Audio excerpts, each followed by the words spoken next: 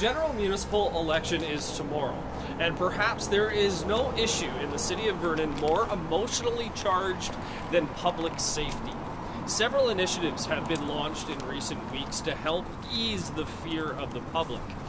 On October 10th, Castanet held a discussion forum with the 4 mayoral candidates running in the city of Vernon, and we asked them, if elected, what would they do to ease public fear?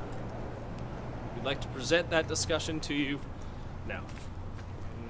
This is, I suppose, the emotional issue in this municipal election, and it's public safety. Public safety is undoubtedly, it's a contentious issue in Vernon. Most notably, discarded needles being one of the most hotly debated topics in our community. There's no question. We know now that RCMP and bylaw will be putting more boots on the ground. We also know that the city has funded weekly cleanups through social service agencies. So gentlemen, my questions for you. Apart from the actions already being taken, how do you propose we ease public fears around public safety? No, I lost track. Who's Mr. Taylor? Back to me. I'm trying to moderate this thing the best I can, people. What's that question? Mr. Taylor, would you like me? No, since I've disrupted this. How do we ease the public's fears around safety? Well, essentially, yes. Okay. The notion of our community being less safe than it used to be is a reality. For 25 years, I've operated a business in the core of the city. Things have changed significantly in a short amount of time. I speaking with some folks, I went to vote today at the Schubert Center and speaking to some folks there about the idea of, walking from apartment to Safeway. And I spoke about how I used to walk home from downtown Vernon.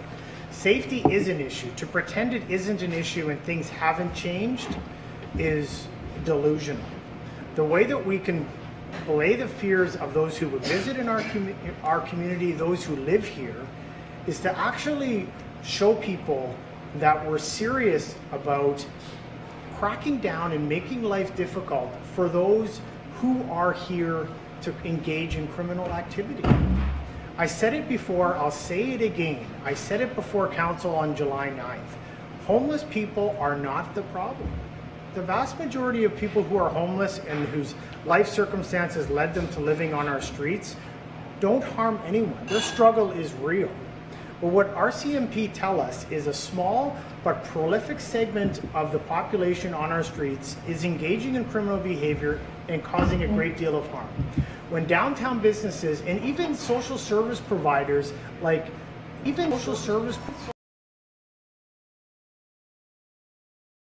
patrons safe, we've got a problem. What will help us turn a corner on that, and we're already beginning to see it, I don't like the term boots on the ground. I prefer to talk about it as a shift in enforcement mentality from a call response basis to a proactive basis.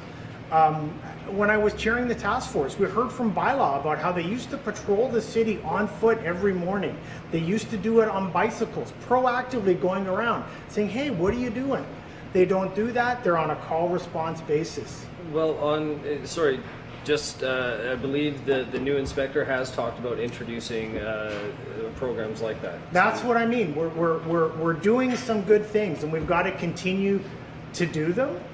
I had lunch with someone who served elected office in this city for a great number of years. And he spoke about this sort of shift to the new reality. He spoke about how it would have been unimaginable a decade ago for us to consider normal the idea of open drug use on our streets. As someone who works with addicted patients, that shift I find jarring. But what happens with us, whether it's in our home, on a microcosm level, or in society, new normal we adapt very quickly to the point where we turn a blind eye, right? And so that requires us sort of intervening to a point where getting back to where we were, where I think it's okay for law enforcement to go up to people and say, I noticed you're trafficking narcotics. I noticed you're openly using narcotics. We can't do that. It's okay to call out bad behavior. Excellent. Sorry not to cut you off, but it's okay. But you did cut me off. And I did cut you off. That's yes. your job. That's well, of course. I'm just too polite to just be that. Mr. Cumming, would you care for the question again, or okay? All right. Thank you very much. I think I've got to say up front that the Activate Safety Task Force missed a very significant opportunity. The task force there's no secondary research in it. There's no primary research in it. There's no analysis of the data. There's no data on those who are homeless or the small part that is seen as being difficulty staying inside the law. Mr. Cumming, I'm going to stop you right there because this isn't answering the question. It does. Okay. Straight toward it. So we lost that opportunity. And now we've got a huge momentum in the community. Now we're going down routes on activities that we don't know if they're activities needed. We've got good work from IH. The homelessness is a huge issue. You talk about fear. Fear is a perception. And some of it is real. I'm not saying it isn't real. Some of it's real. But a whole part of it is perception. And homelessness is a huge issue that's just emerged right across Western Canada and Western U.S. This is not some special to Vernon activity. So what we need to do is get very, very clear about how big this problem really is. And what are those numbers? And who are they? We're dealing with homelessness numbers at 150. Are these 20 people? Is this 30 people? We haven't collected that data. We don't know who that is. And then we need very specific activities, focused very specifically at those individuals. And the rest, my goodness, the homelessness, the opioid use, and we've got other agencies that are absolutely focusing on that. So as a city and the issue of safety and protection, we've got to get clear on the difference between actual and fear, and we've got to get clear on the difference between homelessness and illegal activity. Thank you, sir. Mr. Brewer. Thank you. First of all, I'm a Christian guy, okay? And I should have mentioned that earlier. Thank you.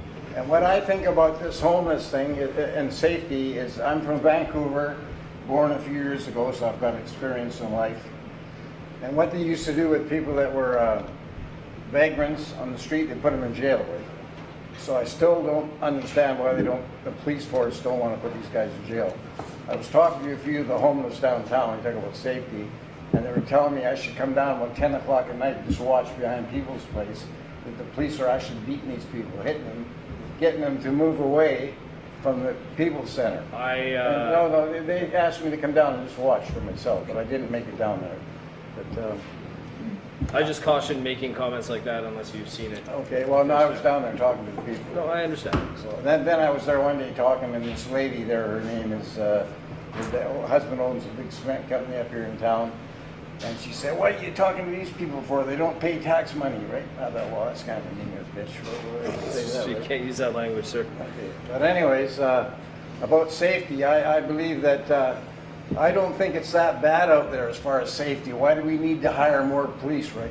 I think what we should be doing is changing the police force from to save money for the city, because the federal government and the provincial government are in a different status as far as money goes. So if we got rid of the RCMP and brought in a provincial police force, well, even Surrey's talking about it. I see it on the news. They're going to get rid of the RCMP and bring in a municipal police force, and it's going to save the taxpayers money, right? Or save the city money. And I believe that if I become mayor, I would like to think of this as a business to me, is try and help everybody and save money and bring activity here. Like, we need something to do on the weekends. Armstrong has a big fair, and they provide jobs, and they make money, right? The city, right? And I'm sure they make quite a bit of money on that. So let's get you. No, I'm talking about safety. We're talking about money too. Money buys safety, kind of thing. But we need more activities here on the weekends. And I was thinking about. Their staff, their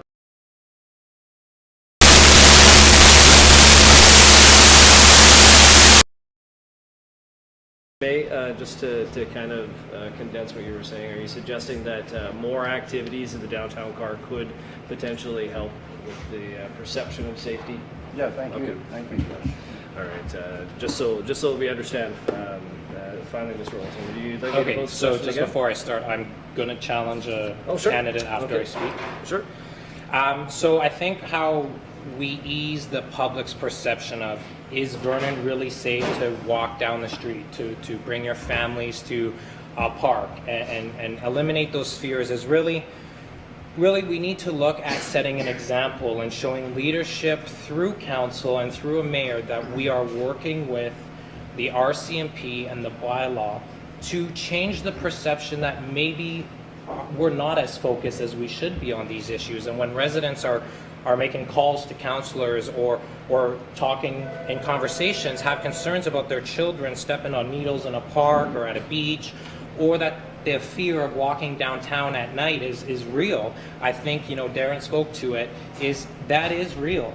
These fears are in our community right now, and how we ease that public perception is show that we are addressing the issue. We're united with the enforcement that is provided in our city, and how we work with them collaboratively with the ongoing changes that are coming through Shauna and the RCMP and the work and the dedication she's put to set that example and show the public that she really cares, I think is key. I think as council, mayor, we need to continue to make steps forward to tackle the issue of potential needles and the fears. And as we do that, and as things ease, and as we see things being accomplished, as such is coming down the pipe right now, the public will understand that we're not just sitting in our chairs, and saying, we're doing one thing, we're going to wait and see what happens. No, we're being proactive.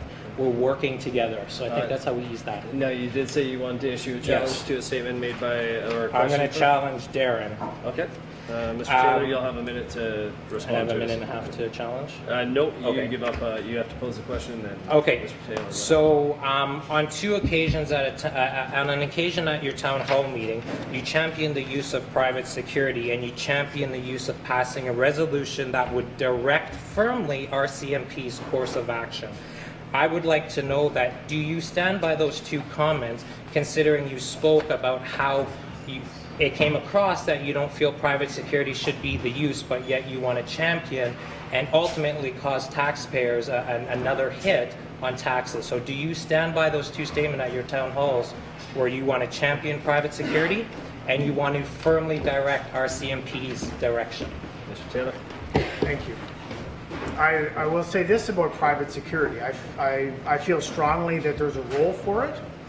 It speaks to my management style and my leadership style is to look at all the options on the table.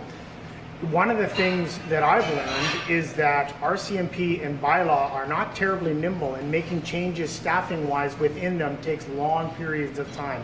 The city already utilizes private security, and I believe it's worth considering looking at other ways and other places that we could use them. I'm absolutely open to that.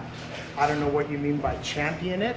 As far as directing RCMP, I have a huge amount of confidence in our new officer in charge. And I'm comfortable in conversations I've had with her. What I've heard from her is a desire to get involved and be out there and be seen and to roll up her sleeves and be part of change. Council doesn't have a role to direct RCMP, but they can speak to what their priorities are. Excellent. So this wraps up the Castanet questions. We're going to move on.